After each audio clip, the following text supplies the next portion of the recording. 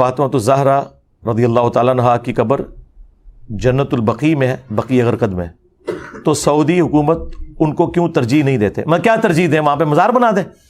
یعنی نبی الاسلام کی 3 بیٹیاں اور بھی دفن ہیں، ان کے مزار بنائیں جو نبی الاسلام نے خود نہیں بنائے تھے، یہ کام کریں۔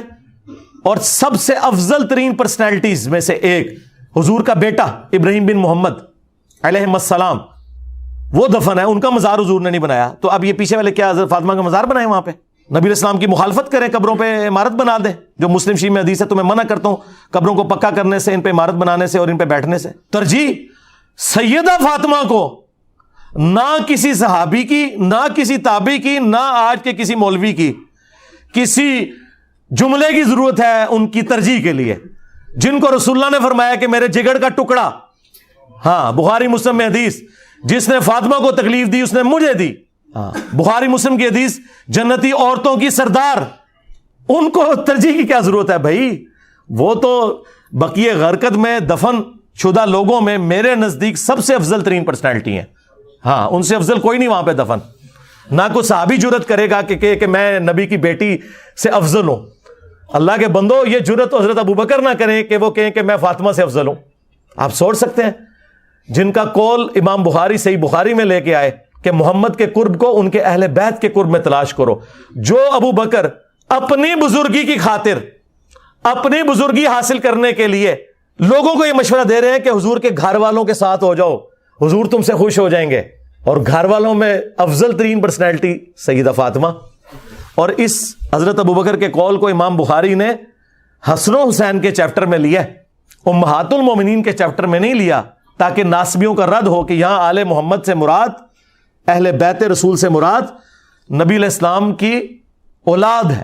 اگرچہ امہات المومنین بھی آل رسول ہیں، ان کے آل رسول ہونے کا انکار کرنے والا بدبخت ہے، گمراہ ہے، خبیث ہے، لیکن جو اہل بیت والا یہ معاملہ ہے وہ آپ دیکھ لیں، مشکات میں بھی آپ 30 جلد کھولیں، حضور کی بیویوں کا چیپٹر الگ ہے، اہل بیت کا چیپٹر الگ ہے، ہاں یہ والا معاملہ بالکل ڈیفرنٹ ہے۔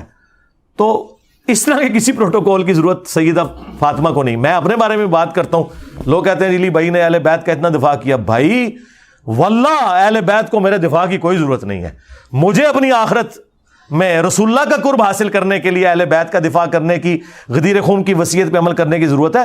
اہل بیت تو اللہ کے چنے ہوئے لوگ، نبی علیہ السلام کے رشتہ دار، رسول اللہ کی نسبت کے بعد ان کو کسی کی تعریف کی کیا ضرورت ہے؟ خواہ کوئی گمنامی میں بھی مر جائے۔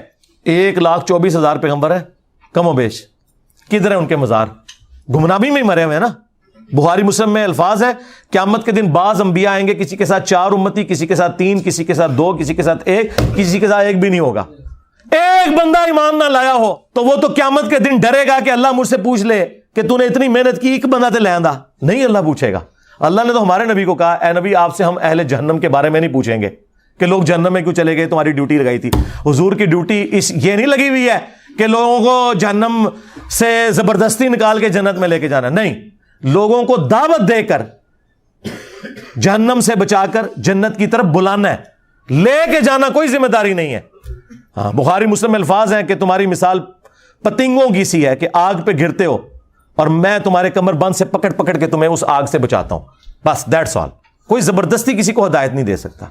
تو یہ ہم اپنی آخرت کی فکر میں ہیں۔